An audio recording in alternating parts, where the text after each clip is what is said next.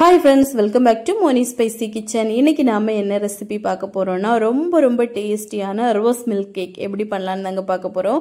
இது வந்து நல்ல எம்மியா டேஸ்டியா இருக்கும். நம்ம வந்து குழந்தைங்களுக்கு இந்த மாதிரி செஞ்சு கொடுத்தோம் அப்படினா வீட்லயே ரொம்ப ஹெல்த்தியா ரொம்ப சூப்பரா சாப்பிடுவாங்க. இந்த கேக்கை பொறுத்தவரை நம்ம வாயில வச்ச உடனே மெல்ட் ஆகுற அளவுக்கு அவ்வளவு சூப்பரா இருக்கும். இதுல வந்து முட்டை எதுவும் சேர்க்காம நம்ம வந்து இன்னைக்கு தயிர் வச்சு பண்ணிருக்கோம்.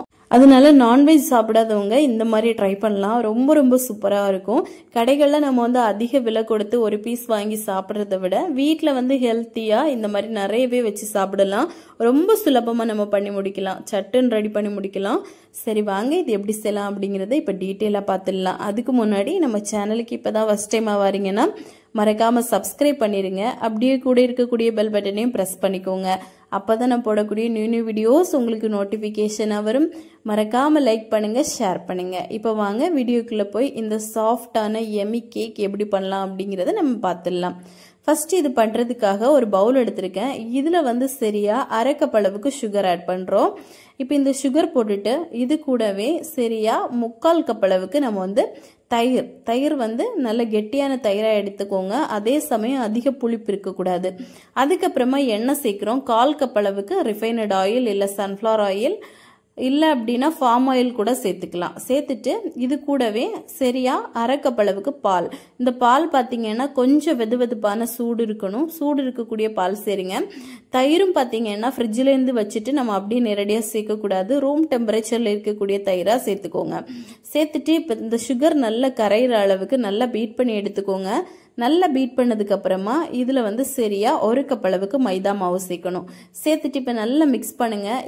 இப்போ இது இந்த தயிர், பால், அப்புறமா நம்ம சேர்த்திருக்கக்கூடிய சுகர் இது எல்லாத்துக்கூடயுமே நல்லா வந்து மிக்ஸ் ஆகணும். நல்லா வந்த மாதிரி மிக்ஸ் பண்ணி எடுத்துக்கோங்க. நல்லா மிக்ஸ் ஆனதுக்கு அப்புறமா கடைசியா தான் நம்ம இதுல வந்து பேக்கிங் சோடா, பேக்கிங் பவுடர் வந்து ஆட் பண்ணணும். அது ரொம்ப முக்கியம். கடைசியா ஆட் பண்ணிக்கோங்க. இப்போ இதுல வந்து நான் வந்து ரோஸ் எசன்ஸ் நான் வந்து சேர்த்திருக்கேன். இது வந்து பாத்தீங்கன்னா நம்மளுக்கு ரோஸ் மில்க் எசன்ஸ் வந்து நார்மல் நம்மளுக்கு பிங்க் கலர் கிடையாது. எசன்ஸோட வரக்கூடிய அந்த பிங்க் கலர் தான் சேர்த்திருக்கேன். நீங்க வந்து தேவைப்பட்ட ஃபுட் கலர் பிங்க் கலர் கூட எக்ஸ்ட்ரா சேர்த்துக்கலாம். அப்ப இன்னும் நல்ல பிங்கிஷ் கலர்ல கிடைக்கும். இது வந்து நம்ம குறைவா சேர்க்கறது ரொம்ப நல்லது. நம்ம குழந்தைகளுக்கெல்லாம் கொடுக்குறோம் அப்படிங்கிற பட்சத்துல குறைவாவே சேர்த்துக்கோங்க. நான் வந்து 1லேருந்து ஒரு 2 டிராப் போல சேர்த்திருக்கேன். இதுல வந்து 1/4 டீஸ்பூன் அளவுக்கு பேக்கிங் சோடா, 1 டேபிள் ஸ்பூன் அளவுக்கு பேக்கிங் பவுடர் இது வந்து கடைசியா தான் சேர்க்கணும். சேர்த்துட்டு ஜென்டிலா இந்த மாதிரி மிக்ஸ் பண்ணுங்க. ரொம்ப போட்டெல்லாம் மிக்ஸ் பண்ணக்கூடாது. இப்ப பாருங்க நம்ம சூப்பரா மிக்ஸ் பண்ணி எடுத்துட்டோம். இந்த கேக் பேட்டர் அப்படிங்கிறது நல்ல ஒரு ரிப்பன் கன்சிஸ்டன்சில தான் இருக்கணும். இப்ப டின் நீங்க வந்து எந்த டின் வேணா எடுத்துக்கலாம். நார்மலா ரோஸ் மில்க் கேக் பண்ணக்கூடிய டின் அப்படிங்கிறது கண்ணாடி டின்ல தான் பண்ணுவாங்க. நம்ம கிட்ட இல்லாத பட்சத்துல நம்ம வந்து இந்த மாதிரி நார்மலான ஸ்கொயர் ஷேப்ல இருக்கக்கூடிய டின் எடுத்துக்கலாம். நான் 7 இன்ச் டின் எடுத்திருக்கேன். இதுல வந்து கொஞ்சமா நெய் மட்டும் கிரீஸ் பண்ணிக்கலாம். நம்ம வந்து பட்டர் ஷீட் எதுவும் போடக்கூடாது. இதை நேரடியா நம்ம வந்து பால்ல ஊற வச்சு எடுக்கிறனால பட்டர் ஷீட் எதுவும் போடக்கூடாது. இப்ப பேட்டரை சேர்த்துட்டு 180 டிகிரியில ஒரு 35 மினிட்ஸ்க்கு மட்டும் பேக் பண்ணி எடுத்துக்கலாம். சூப்பரா வெந்து கிடைக்கும். ஃபர்ஸ்ட் வந்து ஒரு 5 மினிட்ஸ் ப்ரீ ஹீட் பண்ணிருங்க. இதுவே நம்ம கடாயில அப்படிங்கிற போதும் 35 நிமிஷம் லோ ஃப்ளேம்ல வேக வச்சா போதும். இப்போ நம்ம பால் ரெடி பண்ணிக்கலாம். இதுக்காக ஒரு பவுல்ல 1 கப் அளவுக்கு காய்ச்சி ஆற வச்ச பால், இது கூடவே அரை கப் அளவுக்கு ஃப்ரெஷ் கிரீம் சேர்த்திருக்கேன். அப்புறமா அரை கப் அளவுக்கு சுகர் ஆட் பண்றோம். ஆட் பண்ணிட்டு இதுலயும் நம்ம வந்து கொஞ்சமா ரோஸ் எசன்ஸ் சேர்த்துக்கலாம். இதுல பிங்கிஷ் கலர் வேணும் அப்படின்னா நம்ம கொஞ்சமா மட்டும் ஒரு துளி அளவுக்கு மட்டும் நம்ம ஃபுட் கலர் ஆட் பண்ணிக்கலாம். அது ஆப்ஷனல் தான். இப்போ இவ்வளோத்தையும் சேர்த்துட்டு நல்லா வந்து மிக்ஸ் பண்ணிட்டு இதை அப்படியே ஃப்ரிட்ஜில் வச்சிடலாம். இது நல்லா சில் ஆகட்டும். நம்ம கேக் வந்து கேக்கும் பார்த்தீங்க அப்படின்னா நல்லா சில்லாக தான் இருக்கணும் நம்மளுக்கு. இப்போ இதை வந்து ஃப்ரிட்ஜில் வச்சிருங்க. ஃப்ரிட்ஜில் வச்சுட்டு இனிமேல் விப்பிங் க்ரீம் ரெடி பண்ணிக்கலாம். இதுக்காக அரை கப் அளவுக்கு விப்பிங் க்ரீம் எடுத்திருக்கேன்.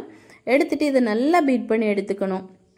நம்மளுக்கு நார்மலாக கேக்குக்கு ஐசிங் பண்ணும்போது விப்பிங் க்ரீம் எந்த மாதிரி நம்ம பீட் பண்ணி எடுப்போமோ அதே மாதிரி தான் எடுக்கணும். இது கூட அரை கப் அளவுக்கு பவுடர் பண்ணிட்டு சேர்த்துக்கோங்க.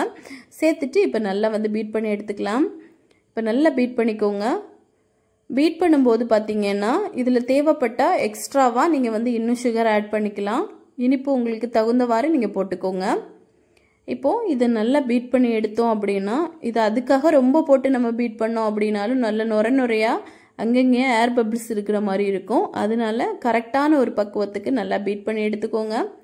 இப்போ பாருங்க ஓரளவுக்கு நல்லா வந்து நம்ம பீட் பண்ணி எடுத்துட்டோம். இதை நீங்கள் கவுத்து இந்த மாதிரி பார்த்தீங்க அப்படின்னா கீழே விழுகக்கூடாது. இதுதான் கரெக்டான பக்குவம். இப்போ நம்மளுக்கு விப்பிங் க்ரீமும் ரெடி ஆயிடுச்சு. கேக் பாருங்கள் சூப்பராக வெந்து வந்திருக்கு. நான் வந்து இதை நல்லா ஆற வச்சு தான் எடுத்திருக்கேன். ஒரு 35 மினிட்ஸில் எனக்கு சூப்பராக வெந்து வந்துச்சு. இப்போ இந்த மாதிரி ஒரு ஃபோக் வச்சுட்டு இதை ஃபுல்லாகவே இந்த மாதிரி கம்ப்ளீட்டாக உள்ளே வந்து ஹோல் போட்டு விடுங்க. இந்த மாதிரி பண்ணும்போது நம்ம பால் ஊற்றும் போது நல்லா இந்த கேக்கில் ஊறி கிடைக்கும். அதுக்காக தான் நம்ம இந்த மாதிரி ஹோல் போடுறது.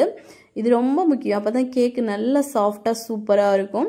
இப்போ நம்ம ரெடி பண்ணி வச்சோம்ல அந்த பால், அதில் வந்து ஒரு 5லேருந்து 6 ஸ்பூன் அளவுக்கு நம்ம வந்து பால் உள்ளே விட்டுடலாம். விட்டிங்க அப்படின்னா இந்த கேக் நல்லா சாஃப்டாக நம்மளுக்கு வந்து ஊறி கிடைக்கும். டேஸ்ட் வைஸ் ரொம்ப ரொம்ப சூப்பராக இருக்கும். கண்டிப்பாக ஒரு முறையாவது நீங்கள் வந்து இதை செஞ்சு சாப்பிடணும். இப்போ இதில் நம்ம விப்பிங் க்ரீம் ரெடி பண்ணி வச்சுருந்தோம்ல, அதை வந்து இதுக்கு மேலே வச்சுருங்க. ஃபுல்லாக கம்ப்ளீட்டாக எல்லாத்தையுமே வச்சிடலாம். வச்சுட்டு நல்லா வந்து எல்லா பக்கமும் ஸ்ப்ரெட் பண்ணி மட்டும் விட்டால் போதும். நம்ம ஐசிங் எல்லாம் பண்ணணும் அவசியம் இல்லை. இந்த மாதிரி நல்லா ஸ்பூன் வச்சே நம்ம வந்து ஸ்ப்ரெட் பண்ணி விட்டால் போதும். எல்லா பக்கமும் ஈவனாக நல்லா இந்த மாதிரி ஸ்ப்ரெட் பண்ணி விடுங்க. இப்போ அவ்வளோதான், நம்ம எல்லா பக்கமும் நல்லா ஸ்ப்ரெட் பண்ணி விட்டுட்டோம். இப்போ கடைசியாக கொஞ்சமாக ரோஸ் பெட்டல்ஸ் மட்டும் நம்ம வந்து சேர்க்கணும். இது வந்து சேர்க்கும்போது தான் அந்த ரோஸ் மில்க் கேக்கோட ஒரு ஸ்ட்ரக்சரே நம்மளுக்கு நல்ல லுக்காக இருக்கும். கடைசியாக கொஞ்சமாக பிஸ்தாவும் சேர்த்துட்டு நம்ம தேவையான ஷேப்பில் கட் பண்ணி எடுத்துக்கலாம். நான் வந்து 4 பீசஸாக கட் பண்ணி எடுத்துக்க போகிறேன். இப்போ பாருங்கள் எவ்வளோ ஸ்மூத்தாக கட் ஆகி வருதுன்னு. நல்ல சாஃப்டாக ஜூஸியாக இருக்கும் இந்த கேக்கை பொறுத்தவரை. அதுக்கப்புறமா இந்த மாதிரி ஒரு ஸ்பூனோ ஏதாவது வச்சு எடுத்தீங்க அப்படின்னா நல்ல சூப்பராக வரும். இப்போ அவ்வளோதான், நம்மளுக்கு கேக் வந்து சூப்பராக ரெடி ஆயிடுச்சு. இதை ஃப்ரிட்ஜில் வச்சுட்டு நீங்கள் சாப்பிட்டீங்க அப்படின்னா ரொம்ப ரொம்ப நல்லா சில்லுன்னு இருக்கும்.